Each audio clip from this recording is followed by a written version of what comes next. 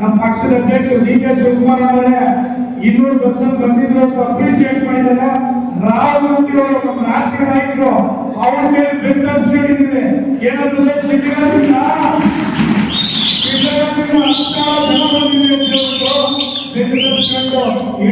ಅವ್ರ ಮೇಲೆ ನಾವು ಚಿಂತನೆ ವಿಧಾನಸಭಾ ಕ್ಷೇತ್ರದಿಂದ ಹೋಗಿ ನಾವೆಲ್ಲ ಮುಖಂಡರು ಬೆಂಬಲಿಸಿಕೊಂಡು ನಾವೆಲ್ಲರೂ ಕೂಡ ಅವ್ರ ಮೇಲೆ ನಾವು ಹೆಸರು ಪಡ್ಕೊಂಡೋದಕ್ಕೆ ನಾವು ಈ ಯಾರೋ ಇಲ್ಲಿ ರೋಡಲ್ಲವರು ಅದು ಇದು ಕೇಳೋದಕ್ಕೆಲ್ಲ ನಾವು ತಲೆ ಕೆಡಿಸ್ಕೊಳ್ಳೋದು ಬೇಡ.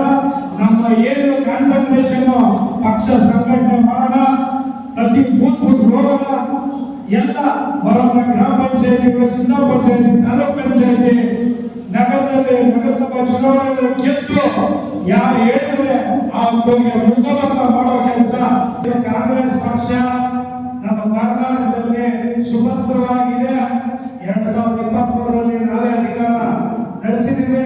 ಮುಂಬರುವಂತ 2028ರ ವಿಧಾನಸಭಾ ಚುನಾವಣೆಯಲ್ಲೂ ಕೂಡ ಖಂಡಿತವಾಗ್ಲೂ ಕಾಂಗ್ರೆಸ್ ಸರ್ಕಾರ ಅಧಿಕಾರಕ್ಕೆ ಬರುತ್ತೆ ಅನ್ನೋ ಒಂದು ನಿರೂಪಣೆಯನ್ನ ಈಗಾಗಲೇ ನಾವೆಲ್ಲ ಕಂಡಿದ್ದೀವಿ. 2023ರ ವಿಧಾನಸಭೆಗೂ ಚುನಾವಣೆ ಮುಂಚಿತವಾಗಿ ನಾವೆಲ್ಲ ಏನು ಗ್ಯಾರಂಟಿಗಳನ್ನ ಕೊಡ್ತೀವಿ ಅಂತ ಹೇಳ್ಬಿಟ್ಟು ಹೇಳಿದ್ವಿ.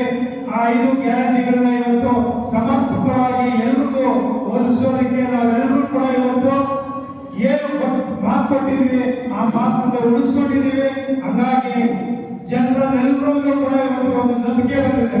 ಅಂದ್ರೆ ನಮಗೆ ಕಾಂಗ್ರೆಸ್ ಪಕ್ಷ ಅಧಿಕಾರಕ್ಕೆ ಬಂದ್ರೆ ಮಾತ್ರ ನಾವೆಲ್ಲರೂ ಕೂಡ ನೆಮ್ಮದಿಯಿಂದ ಇರಬಹುದು ಅನ್ನೋದು ಎಲ್ಲ ಜನಾಂಗಕ್ಕೂ ಎಲ್ಲ ಜನತೆಗೂ ಕೂಡ ಇವತ್ತು ಅರ್ಥ ಆಗಿದೆ.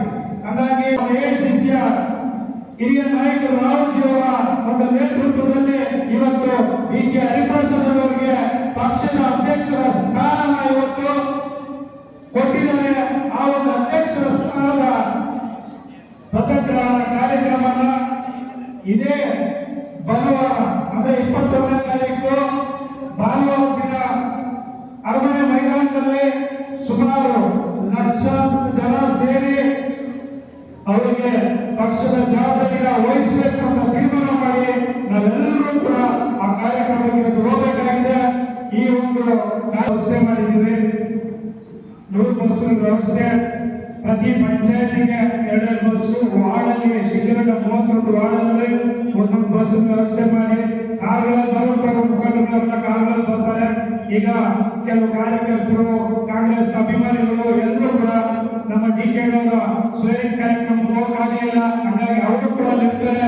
ಸಿದ್ದರಾಮಯ್ಯ ಹೇಗಿದ್ರೆ ಒಂದೇ ವೇದಿಕೆಯಲ್ಲಿ 3 ಕಾರ್ಯಕ್ರಮ ಈಗ 3 ಮುಖಂಡರೆಲ್ಲ ಭೇಟಿಯಾಗಬೇಕಾಗುತ್ತೆ. ಏನಪ್ಪಾ ಅಂದ್ರೆ ಸಿದ್ದರಾಮಯ್ಯವರು ಅಧಿಕಾರ ಹಸ್ತಾಂತರ ಮಾಡ್ತಾರೆ. ಅದಕ್ಕೆ ಬೀಳ್ಕೊಡುಗೆ ಒಂದು ಅವ್ರಿಗೂ ನಾವೆಲ್ಲರೂ ಕೂಡ ಅವ್ರಿಗೂ ಸನ್ಮಾನ ಮಾಡಬೇಕಾಗಿರುತ್ತೆ. ಈ ಕೇಳೋರಿಗೆ ಮುಖ್ಯಮಂತ್ರಿಗಳಾಗಿದ್ದಾರೆ, ಅವ್ರಿಗೂ ಒಂದು ಸನ್ಮಾನ ಮಾಡಬೇಕಾಗುತ್ತೆ. ಹರಿಪ್ರಸಾದ್ ಅಧ್ಯಕ್ಷರಾಗಿ ಸ್ವೀಕಾರ ಮಾಡ್ತಿದ್ದಾರೆ.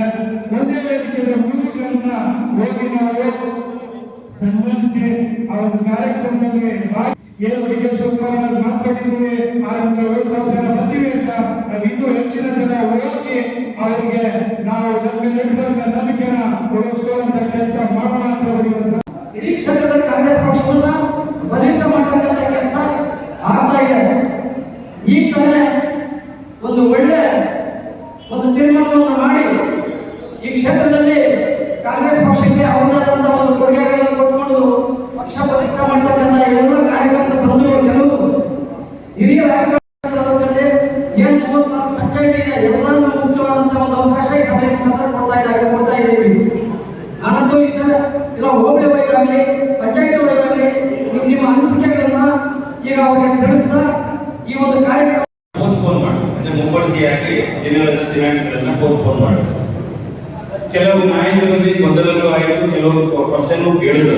ಯಾಕೆ ಏನಾದ್ರು ತೀರ್ಮಾನ ತಗೊಂಡ್ರೆ ಒಂದು ಟೈಮ್ ತಗೊಳ್ಳೋದಲ್ವಾ, ಯಾಕೆ ಹಿಂಗೆಲ್ಲ ಪೋಸ್ಟ್ಪೋನ್ ಮಾಡ್ತೀರಾ ಅನ್ನೋ ವಿಚಾರಗಳನ್ನ ಕೇಳಿದಂತ ಸಂದರ್ಭ ಇದೆ. ಇಲ್ಲಿ ಒಂದು ವಿಷಯವನ್ನ ನಾವು ಗಮನದಲ್ಲಿ ಇಟ್ಕೋಬೇಕಾಗುತ್ತೆ. ಒಂದು ಕಾರ್ಯಕ್ರಮ ಅಂತ ಆಯೋಜನೆ ಮಾಡಬೇಕಾದ್ರೆ ಅದರದೇ ಆದಂತ ರೂಪರೇಷೆಗಳಲ್ಲಿ ಬಂದಾಗ ಹಲವಾರು ಕುಂದುಕೊರತೆಗಳು ಬರ್ತದೆ. ಅದನ್ನು ನಾವು ಸಹಿಸಿಕೊಂಡು ಹೋಗಿ ಕಾರ್ಯಕ್ರಮನ ಯಶಸ್ವಿ ಮಾಡುವಂತ ನಿಟ್ಟಿನಲ್ಲಿ ನಾವು ಮಾಡದೇ ಹೊರತು ಕಾರ್ಯಕ್ರಮ ಮಾಡ್ಬಿಟ್ಟಿವಿ ಹೇಳ್ಬಿಟ್ಟಿದೀವಿ ಅಂತ ಮಾಡ್ಬಿಟ್ರೆ ಅದು ಸಾಂಕೇತಿಕವಾದ ಕಾರ್ಯಕ್ರಮ ಆಗುತ್ತೆ ಹೊರತು ಒಂದು ವಿಶಿಷ್ಟವಾದ ವಿಭಿನ್ನವಾದ ಕಾರ್ಯಕ್ರಮ ಆಗೋದಿಲ್ಲ ಅಂತ ಹೇಳೋದಕ್ಕೆ ಈ ಸಂದರ್ಭದಲ್ಲಿ ಹೇಳಲು ಇಷ್ಟಪಡ್ತೀನಿ. ಆ ಒಂದು ತಾಳ್ಮೆಯಿಂದ ನಾವು 21ನೇ ತಾರೀಕಿಗೆ ಅಂತ ನಾವು ಮಾಡ್ಕೊಂಡಿರೋದ್ರಿಂದ ಇಲ್ಲಿ ರಾಜ್ಯಾದ್ಯಂತ ಮಾಡೋದ್ರಿಂದ ನಾವೆಲ್ಲರೂ ಅದಕ್ಕೆ ಸಹಕಾರ ಕೊಡೋಣ ಫಸ್ಟ್. ಜೊತೆಗೆ 21ನೇ ತಾರೀಕು ಮೊದಲು ಅನ್ಕೊಂಡಂಗೆ ಇಡ್ಲಿಗಡದಲ್ಲಿ ಮಾಡಬೇಕು ಅನ್ನೋ ವಿಚಾರ ಬಂದಾಗ ಅವತ್ತು ಅಂತಾರಾಷ್ಟ್ರೀಯ ಯೋಗದ ದಿನ ಆಗಿರೋದ್ರಿಂದ ಅವತ್ತು ಬೇಡ ಅನ್ನೋದು ಒಂದು ಪರಿಕಲ್ಪನೆ ಒಂದಾಯಿತು. ಜೊತೆಗೆ ನಮ್ಮೆಲ್ಲರ ಮಕ್ಕಳು ಏನಿದ್ದಾರೆ ಇಂದಿನ ಯುವ ಪೀಳಿಗೆ ಸೆಕೆಂಡ್ PUC ಪಾಸ್ ಆಗಿರ್ತಕ್ಕಂಥ ಮಕ್ಕಳೆಲ್ಲ ಡಾಕ್ಟರ್ ನೀಟ್ ಎಕ್ಸಾಮ್ಸ್ ನ ಬರೆಯುವಂತ ಒಂದು ಪ್ರಕ್ರಿಯೆ ಸಹ ಅವತ್ತು 21 ಇರೋದ್ರಿಂದ ಅವ್ರಿಗೂ ನಾವು ಅವಕಾಶ ಕೊಡ್ಬೇಕು. ಯಾಕಂದ್ರೆ ನಾವು ಪ್ರತಿಭಾ ಪುರಸ್ಕಾರ ಕೊಡುವಂತ ವಿಚಾರ ಪ್ರಸ್ತಾಪ ಮಾಡಿರೋದ್ರಿಂದ ಮಕ್ಕಳಿಗೆ ಬಂದಿಲ್ಲ ಅಂದಾಗ ಪ್ರತಿಭಾ ಪುರಸ್ಕಾರ ಮಾಡಲು ಸಾಧ್ಯನೇ ಇಲ್ಲ. ಆ ಒಂದು ನಿಟ್ಟಿನಲ್ಲಿ ನಾವು ಅದನ್ನ ಡೇಟ್ನ ಪೋಸ್ಟ್ಪೋನ್ ಮಾಡುವಂತ ಒಂದು ಸಂದರ್ಭ ಬಂದೇ ಹೊರತು ಬೇರೆ ಅನ್ಯತಾ ಕಾರ್ಯಕ್ರಮವನ್ನು ಮಾಡೋದಕ್ಕೆ ಸಮಸ್ಯೆ ಆಗಿದೆ ಅನ್ನೋದ್ರಿಂದ ನಾವು ಮುಂಬಡಿಕೆಯನ್ನು ಮಾಡಲಿಲ್ಲ. ಅದಕ್ಕೆ ನಿಮ್ಮೆಲ್ಲರಿಗೂ ಡಿ.ಕೆ. ಶಿವಕುಮಾರ್ ಅವರು ನಾಳೆ ಒಂದು ಕರ್ನಾಟಕ ಪ್ರದೇಶಕ್ಕೆ ಕರ್ನಾಟಕ ರಾಜ್ಯಕ್ಕೆ ಅವರಿಬ್ಬರು ಸಾರಥಿಗಳಾಗಿ ಅರ್ಥನಾಗಿ ಇವತ್ತು ಮುಂದೆ ಬರ್ತಕ್ಕಂಥ 28ನೇ ವರ್ಷ 2022 ಮತ್ತೆ ಕಾಂಗ್ರೆಸ್ ಬರೋದ್ರಿಂದ ಅವರಿಬ್ಬರನ್ನು ಆಯ್ಕೆ ಮಾಡಿಕೊಳ್ಳುವುದಕ್ಕೆ ನಾವೆಲ್ಲರೂ ಬದ್ಧರಾಗಬೇಕು. ಶಿಡ್ಲಘಟ್ಟ ತಾಲೂಕಿನಲ್ಲಿ ಮತ್ತೆ ಕಾಂಗ್ರೆಸ್ ಪಕ್ಷವನ್ನು ಬಲಪಡಿಸಬೇಕು ಅಂತ ಕೇಳ್ಕೊಳ್ತೇನೆ.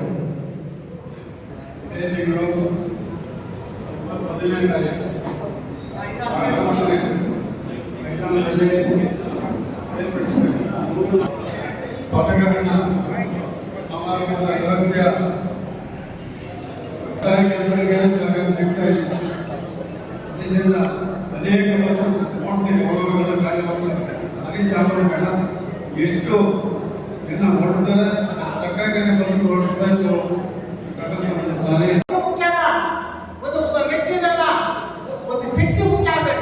ವ್ಯಕ್ತಿಗಿಂತ ಶಕ್ತಿ ದೊಡ್ಡದು. ಆ ದೃಷ್ಟಿಯಿಂದ ಕೇಳ್ಕೊಳ್ತಕ್ಕಂಥದ್ದರೆ ನಾನು ಹಿತೈಷಿಯಾಗಿ ನಾನು ಹೇಳ್ತಾ ಇದ್ದೇನೆ. ದಯವಿಟ್ಟು ನಾನು ಅನೇಕ ಸಾರಿ ರಾಜ್ಯ ಕೊಟ್ಟು ಹೇಳಿದ್ದೇನೆ. ಈ ರೀತಿ ಮಾಡಿದ್ರೆ ನೀವು ಬರೀ ಸಭೆ ಮಾಡೋದು ಮನೆ ಹೋಗೋದು ಅಷ್ಟೇ ಆಗ್ತದೆ. ಅರ್ಥ ಇಲ್ಲ, ಏನು ಪ್ರಯೋಜನ ಆಗೋದಿಲ್ಲ. ನೀವು ಪಂಚಾಯತ್ ಸಂಘಟನೆ ಮಾಡಿ, ಹಳ್ಳಿ ಹಳ್ಳಿಯಲ್ಲಿ ಸಂಘಟನೆ ಮಾಡಿ, ತಾಲೂಕು ಮಟ್ಟದಲ್ಲಿ ಸಂಘಟನೆ ಮಾಡಿ. ಮತ್ತೆ ಉದಾಹರಣೆಗೆ 21/6/2021 ಭಾನುವಾರ ಇದು ಹಸ್ತಾಂತರ ಅಧಿಕಾರ ಹಸ್ತಾಂತರ ಅಂದರೆ ಡಿ.ಕೆ. ಶಿವಕುಮಾರ್ ಸಾಹೇಬರಿಂದ ಡಿ.ಕೆ. ಸಾಹೇಬರಿಗೆ ಅಧಿಕಾರ ಹಸ್ತಾಂತರ ಕಾರ್ಯಕ್ರಮಕ್ಕೆ ತಾಲೂಕಿನಾದ್ಯಂತ ಗ್ರಾಮ ಪಂಚಾಯತಿಗೆ 2 ಬಸ್ಗಳಂತೆ 100 ಬಸ್ಗಳನ್ನು ನಮ್ಮ ನಾಯಕರಾದ ರಾಜೇಗೌಡರು ಕಳಿಸಿದ್ದಾರೆ. ಅವರ ಮಾರ್ಗದರ್ಶನದಂತೆ ನಾವೆಲ್ಲರೂ ಪಂಚಾಯತಿಗೆ 2 ಬಸ್ಗಳಂತೆ ಹೆಚ್ಚಿನ ಸಂಖ್ಯೆಯಲ್ಲಿ ಜನರನ್ನು ಮತ್ತು ಕರ್ಕೊಂಡು ಹೋಗಿ ಸಭೆಯನ್ನು ಯಶಸ್ವಿಗೊಳಿಸಬೇಕಾಗಿ ನಮ್ಮ ಸಲುವಾಗಿ ನಾವು ಕೆಲಸ ಮಾಡಬೇಕಾಗಿದೆ. ಅದು ಮಾಡಿದ್ರೆ ಈ ಬರುವಂಥ ಲೋಕಲ್ ಬಾಡಿ ಎಲೆಕ್ಷನ್ಗೆ ನಮ್ಮ ಸಹಕಾರ ಆಗುತ್ತೆ. ನಂತರ ರಾಜ್ಯದವರು 2028ಗೆ ಏನು ನಮ್ಮ ವಿಧಾನಸಭಾ ಕ್ಷೇತ್ರದ ಎಲೆಕ್ಷನ್ ಬರುತ್ತೆ, ಅದಕ್ಕೆ ಅವ್ರಿಗೆ ತಲುಪಿಸೋದಕ್ಕೆ ನಮಗೆ ಹೆಚ್ಚಿನ ಪ್ರಮಾಣದಲ್ಲಿ ಅದು ಸೌಲಭ್ಯ ಆಗುತ್ತೆ ಅಂತ ಹೇಳ್ತಾ ನನಗೆ